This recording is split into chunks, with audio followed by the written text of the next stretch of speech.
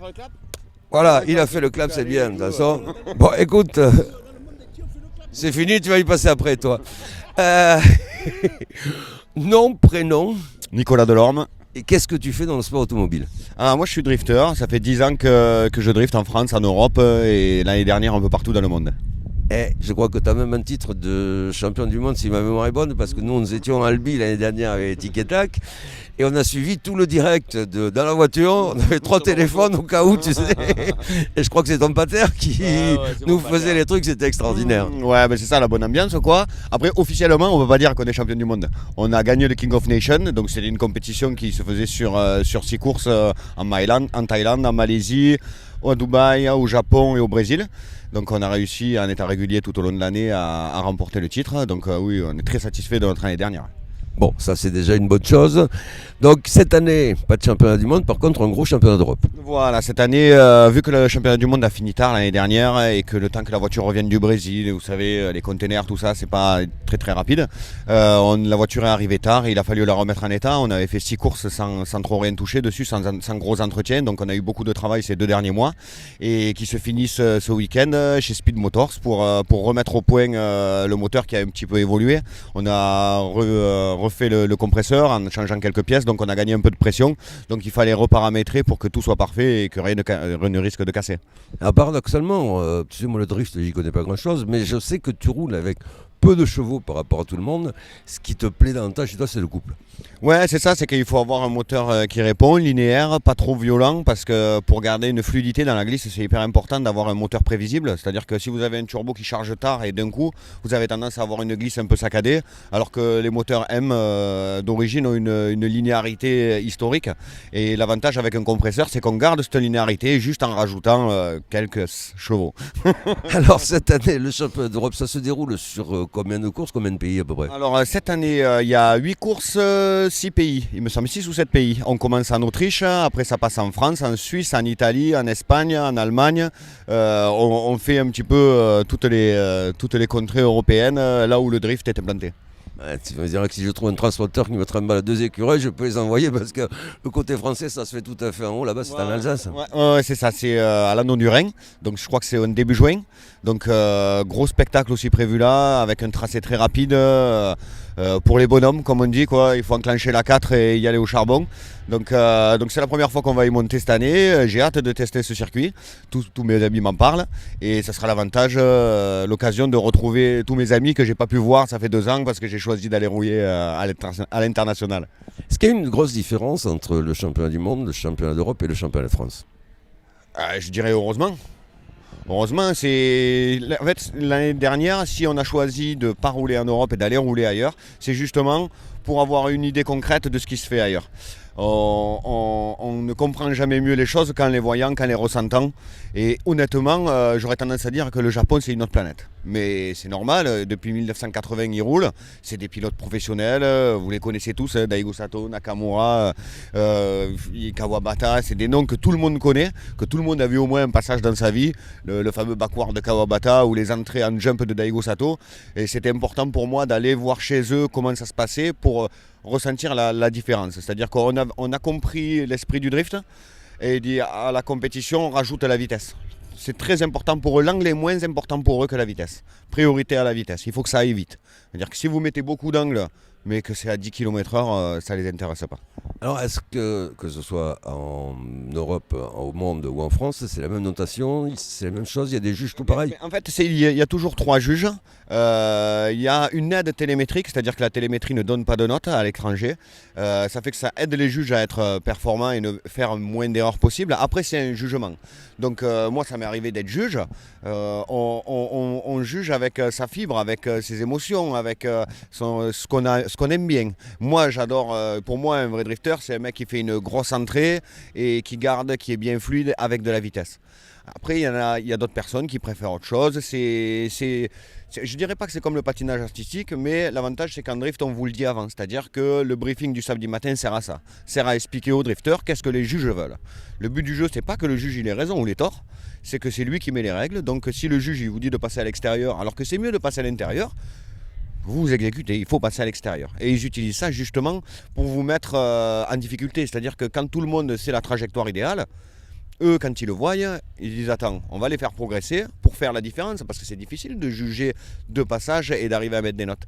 Donc ils te disent au lieu de prendre l'intérieur, tu vas prendre l'extérieur. Et là, ils arrivent à voir les personnes qui continuent à prendre l'intérieur parce qu'elles ne savent faire que ça, ou elles ont du mal à faire différemment, et les gens qui arrivent à se plier à la règle et de dire on va à l'extérieur, on fait ce que le juge veut, quoi. Alors ça va devenir l'interview culte pour les drifters. Là. Ils vont se la repasser en boucle. Le championnat de France, on pourrait y voir? Les championnats de France ont mis à vue pendant 7 ans, je dirais, 6 ans, avant qu'ils soient officiellement FFSA. Depuis 2009, je crois, 2008, ma première participation. Et peut-être dans l'avenir, rien n'est acté, rien n'est signé. Moi, mes amis me manquent. C'est moins loin d'aller rouler en France, c'est vrai. Mais je pense qu'on apprend plus en allant chatouiller ce que moi j'appelle les gens qui sont au-dessus de nous, quoi. En France, je faisais régulièrement des podiums.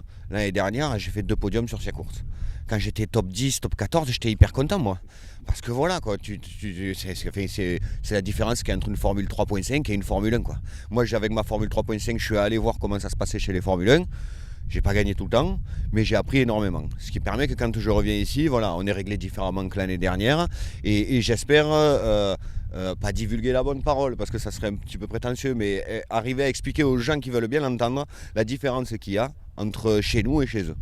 Je ne dis pas qu'ils ont raison ou qu'on a tort, hein, mais c'est différent. Et dans l'idée où c'est la personne qui l'a inventé, c'est pour ça que je suis allé là-bas, c'était pour me faire juger par Keiichi Tsuchiya, la personne qui a inventé, démocratisé le drift, qui a fait que nous en Europe on est au courant que le drift a été inventé au Japon, c'est grâce à Option Vidéo et des gens comme Keiichi. Donc c'était important pour moi d'aller voir ce que lui directement il voulait voir sur la piste, pour savoir si nous on était dans le vrai ou dans le faux. On est dans le vrai, 90% du cas, on va dire de l'esprit et de la manière de juger et tout, on est OK. Après, il y a des petites différences, mais c'est normal. Il y a des déperditions et puis il y a des spécificités. Au Japon, le juge japonais vous dit que ça sert à rien qu'on te mette 4 virages si sur un virage, tu n'arrives pas à avoir 100.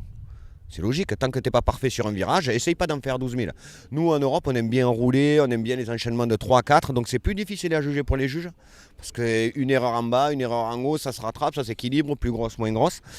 Par contre, c'est plus plaisant pour les spectateurs, parce que c'est plus long, pour les pilotes, parce que ça roule plus, parce qu'en tout cas, c'est plus long. Il dit, mais l'esprit japonais de se dire, ça sert à rien de courir si je ne sais pas bien marcher. Moi, je suis assez adepte de ça, quoi. Mais c'est pour ça que moi, je suis resté avec, entre guillemets, peu de puissance. Parce que ça sert à rien de mettre 600 chevaux si avec 300, tu n'y arrives pas, quoi. Exactement. Une fois que tu as 300 et que tu les exploites à bloc, que tu ne peux pas faire mieux, là, oui. Là, mais en plus, mets de l'argent un peu. Les drifters japonais et asiatiques, on va dire, ont compris pour le drift, il fallait beaucoup de practice. La voiture est importante, mais par contre... Il vaut mieux mettre des sous dans les pneus et dans les journées roulage, aller passer des journées à rouler pour s'entraîner, s'habituer, avoir du practice, avoir de l'expérience pour qu'une fois sur la piste, tu n'aies plus à réfléchir à ce que tu fais. Est-ce que les règles sont les mêmes en France, en Europe et au monde au niveau voiture? Oui, les règles, on va dire que après chaque pays ça diffère un peu parce qu'il y en a qui préfèrent le chaud, il y en a qui préfèrent la vitesse, il y en a qui ont des partenariats avec des fournisseurs de pneus, donc cela fait que les règles le changent légèrement. Mais sinon, le drift ça reste du drift. Il faut glisser, que ça soit fluide, rapide, avec de l'angle et précis. La préparation des voitures au niveau du France, c'est la même, disons, les règlements techniques sont les mêmes. En Europe, en France, non, là, chacun fait un petit peu ce qu'il veut. En fait, en France, il y a la FFSA, donc on est retombé dans le système de vous ne touchez pas les passes, cloisons. C'est des systèmes qu'on peut remettre en cause, hein. On peut dire que c'est bien, ça après je vous laisse seul juge, mais c'est des règles. Le japonais, dans l'esprit du drift, le japonais respecte les règles. C'est-à-dire qu'il n'y aura jamais un japonais qui ira voir le juge en disant pourquoi j'ai eu ça, c'est pas normal, je suis meilleur que ce qui se passe. Le respect est hyper important parce qu'il y a jugement. C'est-à-dire qu'en début de week-end, vous payez 200 € pour que les 3 personnes qui sont là bénévoles prennent leur temps au lieu d'être avec leur famille pour venir vous juger. Quand elles vous donnent une note, Je trouve ça indécent de dire mais tu t'es trompé parce que toi tu étais dans ta voiture, t'es pas objectif, c'est toi, tes potes ils te disent que tu roules bien, mais c'est normal, c'est tes potes et ta famille. Heureusement que t'es le meilleur pour tes potes quand même. Donc il faut faire attention de ça quoi. Il faut pas aller poser des questions pour évoluer dans le pilotage. C'est bien et c'est comme ça qu'on avance dans la vie. Il dit mais allez remettre en question un jugement. Moi j'ai eu des problèmes à la fin, machin et tout. Comme je leur ai dit si vous n'êtes pas content, arrêtez de payer 200 €, arrêtez de venir. La solution, elle est là. Ça sert à rien à la fin du week-end aller voir les juges en disant ouais, tu m'as mal jugé, machin et tout. Non, mais attends, t'as payé pour ça, il t'a jugé, et voilà. Ou alors tu te remets en question, ou alors t'arrêtes. Voilà. Ça fait vachement plaisir des mentalités comme ça, dis donc. Et c'est le côté. C'est pour ça que le drift est un sport japonais. Parce que le japonais, ça n'y vient même pas à l'idée. Un Daigo Sato, il se fait sortir en top 32. Mais jamais il ira voir Keiichi ou même un autre juge qui est moins important, c'est-à-dire que ça ne se fait pas à la notoriété. N'importe quel juge, il dira ok, je suis éliminé, d'accord. Il va poser la question pourquoi, il va lui dire pour ça, il va lui dire d'accord, la prochaine fois, je ne le ferai pas. Bah ça c'est quand même... Ouais. Sponsor Monster, Achilles, multiple champion américain et japonais. Cette année il fait le King of Nations, j'espère pour lui qu'il va le remporter. Quand tu vois ça, c'est important que nous, en tant que pilote, on comprenne cette mentalité parce que c'est hyper important de ne pas remettre le jugement en cause. Quoi. Il y a un énorme respect qu'on n'a pas toujours chez nous. Ben, comme j'ai tendance à dire, les Japonais, il faudrait qu'ils soient un peu plus comme nous. C'est-à-dire que les Japonais, il faudrait qu'ils prennent un peu plus des initiatives et que nous, on respecte un peu plus les règles. C'est juste une histoire de dosage, quoi. C'est comme tout, c'est la dose qui fait le poison. Hein. Exactement. Ta première course Ma première course à Perpignan en 2009, avec la même voiture, avec 2 litres 3, 140 chevaux. Et cette année, la première course du champion d'Europe? Cette année, en Autriche, avec la même 30, mais avec un 3 litres supercharge fait par Speed Motors. Donc là, on l'a passé au banc hier, 480 chevaux à peu près à la roue. Donc oui, grosse évolution. C'est pour ça qu'en 10 ans, la voiture, elle a beaucoup évolué. C'est toujours la même, on l'a fait beaucoup évoluer, avec les moyens du bord, hein, comme on peut, souvent... Pas tant comme on veut, souvent comme on peut. Mais voilà, 10 ans après, on arrive là, la voiture est fiable, et puis on se régale, quoi. On passe les week-ends avec la banane. Ouais, puis j'ai l'impression que tu es resté le même dans ta tête au bout de 10 ans. C'est important. Regardez, l'année dernière, on a gagné le King of Nations, ça n'empêche pas que, regardez, on est là, on n'a toujours pas une thune, on a 2 pneus et demi, une péteuse et un cric, hein, comme tout le monde. Il n'y a pas de... Vous voyez ce que je veux dire, il faut rester les pieds sur terre. C'est pas parce que tu fais des résultats que ça y est, quoi. Il faut pas me parler et tu vas payer 10 € pour me faire l'interview, quoi. Tu vas te dire, c'est bon. Bon Nico, merci, on va te laisser bosser. Et merci à vous, j'espère à bientôt et on se voit en Autriche, les gars.